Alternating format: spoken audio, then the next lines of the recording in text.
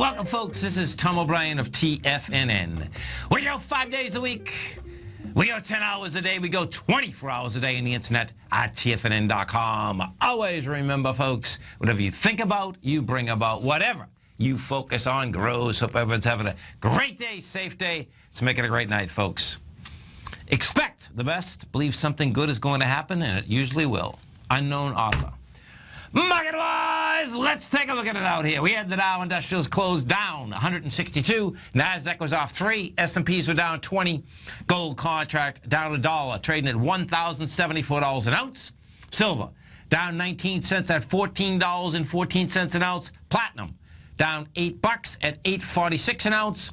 Light sweet crude, that's the number out here, folks, $37.65. Bottom line, that is pushing to get into the 35 level, and we'll see whether we're going to test the 32.40 level, which was the low of 2009.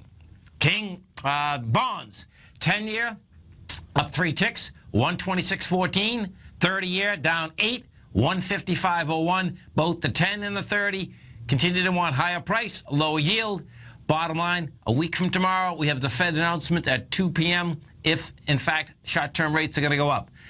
From now for quite a while, I expect you're going to continue to have high volatility in the marketplace. From now until next Wednesday, you can expect some heavy volatility. 2 p.m. next Wednesday, that's the 16th. That's when the Fed's going to come out and say yay or nay. King dollar down 269 ticks at 98.40. King dollar, bottom line, looks like it wants to go out and test the lowest swing point out there, about the 95 level. Euro is up 58 at 108, and the yen is trading at 122.98. Our phone number is 877-927-6648. Give us a call, folks. Want to know what's going on in your world. In the world of the S&Ps, let's take a look at them. What do you have? Okay. So, if we go to the SPY first, what you're going to see is this. The SPY is trading at its highs. We're down $1.40 today. You did 99 million shares. You know, the high that was the past high that was generated was on the 3rd of November. That high was 111.66. Now, the actual high in the SPY, you have to go back to May. You know, in the middle of May, May 20th, May 15th, I believe, it was 213.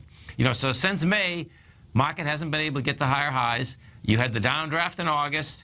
You got back up to the highs once again, not at the highs, but close to them. You had the next downdraft, which was in November. We had the last downdraft, which was last Thursday.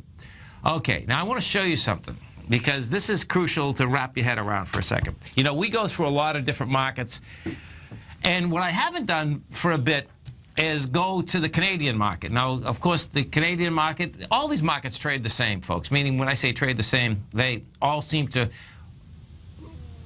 go up and down in the same percentage moves, and maybe they're 1 or 2 days off.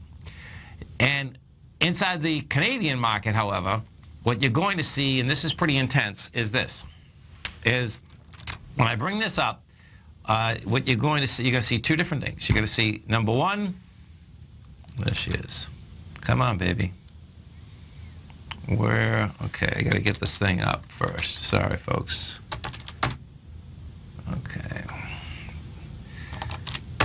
Okay, whoops. Okay, so when I bring this up, I'm going to go to the composite in Canada. First, I bring it up, and what we're going to do is I'm going to compare it. So what the Canadian market has done is this, the composite. In August, this also went down fast, furious with volume.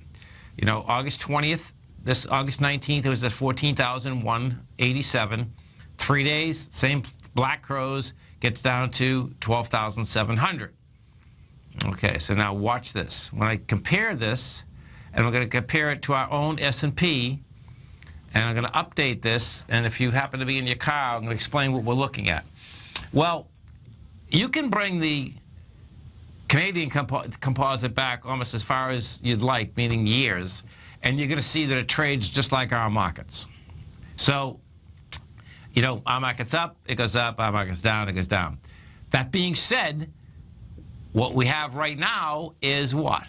is that our S&P is up at the highs, and the Canadian market is doing what? The Canadian market is banging the lows of August 24th. Now, just to give you an idea of what we're talking about here, our lows in the SPY, we're trading 206. Our lows in the SPY is 182. I bring that up because guess what? My take number one is that that's where we're going. But you don't see, you can bring this back, I just brought it back 15 years. It trades like our S&P trades. I mean, you know, tick for tick almost. You know, give a day here, a day there. It's a huge heads up, folks. It's a huge heads up. Bonds. What do we have at the bond market? Bonds want higher price. Higher price, lower yield. Total mind blower, actually. But that's how it's still trading. The 10-year out here is refusing to back off. The 10-year right now is trading at a price point of 126.14, and you know, that is building cause to get back to the last high, which is 127.02, and we'll see whether it can take it out and get up to the actual high, which is 129.18. We go over to that gold contract and we take a look at gold. Gold building some cause.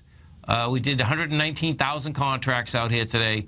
And, you know, we'll see how it attacks the high of last Thursday. That high of last Thursday is a price point of 1,088.30.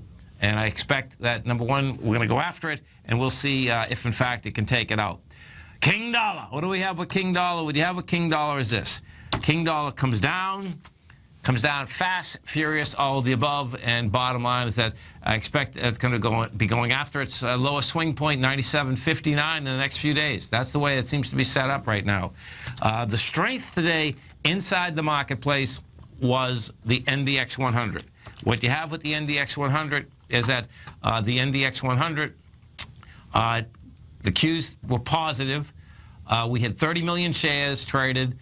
You had big volatility inside the NDX 100. The IBB, the biotech stocks, was what put the firepower inside the NDX 100 today. When I say firepower, it wasn't positive, okay? It still went in the negative. But when you do look at 3 of the top 4 stocks that were leading the NDX 100 higher today, Alexa Pharmaceutical was up 9.57. Illumina was up 5.65, and Celgene was up $3. This is Tom O'Brien. This is TFNN. You stay right there, folks. We'll be coming right back with some numbers for you. Dow finished down 162. NASDAQ off 3 points. S&P's down 14. We're going to be right back.